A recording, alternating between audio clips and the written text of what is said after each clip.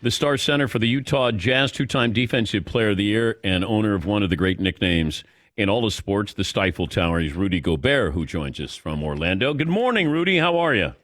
Good morning. Doing great. How are you? Where are you right now? In my room, Now, in the bubble. what do you have in there that would be interesting? What do I have? Probably my computer. My little gaming setup. What do you play? Right now, I play Call of Duty. It's a shooting game. But you don't play basketball, do you? You don't play video games with basketball or Madden? Do you do that? I play a little bit of 2K, but not a lot right now. What about It just FIFA? depends. FIFA? I love FIFA. Yeah, I'll I bet love you FIFA. do. What has life been like the last 5 months? If you were going to try it, if somebody didn't know your story, hadn't talked to you, how would you sum up the last 5 months? Uh, a lot of adventures, I would say. A lot of things happen, but thankfully, I'm in a great place right now. Both physically and mentally, and I'm excited to be back on the floor. But take us back to that night in March. Like, what went through your mind at the time, and what would you have told that Rudy Gobert if you had that opportunity to go back in time? Obviously, a lot of things were going through my mind.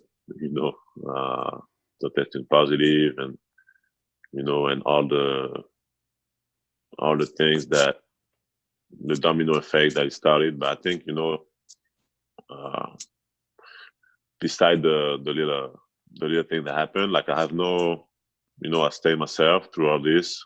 I kept doing positive. I kept, obviously there was a lot of fear. I didn't know what the virus really was. It was tough to be away from my mom and my family because they were in France and they couldn't come over, and because all the flights were closed, international flights.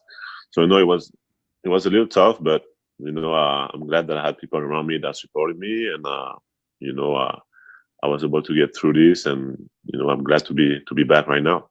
But also, Rudy, at the time, we didn't know much about the coronavirus. And, since you tested positive, did you think that maybe there was a bigger health risk, or that, that this could put you in the hospital, or how dangerous it was? I think really the unknown part of it, what was scaring me the most. I was talking to different people across the world, people in Italy, France, even in China, and and there was a lot of kind of like unexplainable things that were happening to some of the patients. So, I was just really worried that I could be one of them. So I had to stay positive. Keep trying to do the right thing. Trying to make sure I eat the right thing. I pretty much always do. So keep staying positive, especially mentally, and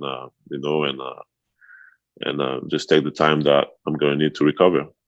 But also, I wondered about, what kind of feedback you got, because it felt like you were being blamed for ruining sports. Did you get that feeling?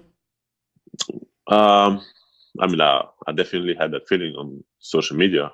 People were, I had a lot of messages, very negative messages, and I try to put my mind away from that, because people are going to judge without really knowing what happened or knowing the situation. And at the same time, there was a lot of fear. There was a lot of anger. People were just like me. People were scared, and someone always got to be blamed. It's how it works. Why did you go on social media? Because I kind of like to stay connected. Try to see what's going on in the world. Try to see. I have a lot of friends that are people that I appreciate, that I follow on social media too. So, but you knew people are going to be upset with you. Maybe you didn't realize how upset they were going to be with you. But everyone has an opinion, and when people, most of the time on social media, people don't know uh, they just have a perception of you. It's based off perception, something that's been shown to them, something that they probably seen like they will see 1% of what you are and judge you based on that 1%. Yeah. And I care about the people that know the 100% of Rudy. I don't care. Not that I don't care, but like I'm not trying to prove who I am to the rest of the people. The most important thing is to stay true to myself and keep doing the positive that I've been doing and that I'm going to continue doing for my communities and people around me. He's Rudy Gobert, the Utah Jazz center. Jazz next game is against the Pelicans Thursday at 6:30 on TNT. Yeah, you start to look at this, and then the health situation. Do you have long-term health issues or anything that's still lingering or affecting you from testing positive? I'm feeling good right now. Obviously the sense of smell is still not back 100%, but the taste is back. The smell is back probably 80%. So it's no, I'm in a good place. Obviously there's still a lot of things we don't know about the long-term effect of the virus, but I'm just going to learn as we all do as a community. Who gave you the nickname the Stifle Tower? I think it's a beat writer from Salt Lake City. I think he's Jody. His name is Jody Genesee. Yeah. Maybe I'm wrong, but I think he found the name. Isn't there a fake Eiffel Tower in Orlando at Epcot? Like, can you look out your window? Can you see the fake Eiffel Tower? You know what? Let's take a look. Okay. I'm not sure. All right. Let's see if we can see the Eiffel Tower at Epcot. All right. There you go. Looking out over the lake. It's a nice view. I don't see anything higher than the trees there. No, Yeah, there's no Eiffel the Tower fountain. there. The fountain. I don't see no gators. Have you seen the alligators there in the lake? I don't walk close to the water. Too close. That's very smart. You're playing against Zion Williamson here coming up. Now, if he goes up for a dunk, being a two-time Defensive Player of the Year, maybe going to win it again this year, you got to go after it? I'm always gonna, if I'm in the right position, obviously, I'm always gonna try to go and make a play. But what people need to understand is sometimes I can be in foul trouble. Sometimes you don't want to put yourself in certain situations. So it just depends on the situations. But yes, I'm definitely gonna be there to to protect the basket. I always love that big men who challenge. That I know we talk about you get posterized, but you also get blocked. I mean, I don't know. I don't like when the big guy he ducks down out of the way. There are certain times when I'm sure you did. But did you have one of those moments, the welcome to the NBA, where you went up to try to block somebody and it didn't go well? Yeah, I mean, people love to post those videos when it happens. So yeah, definitely. A few guys done for me before, and a few and guys gonna dunk on me again. It's part of the life of a Defensive Player of the Year.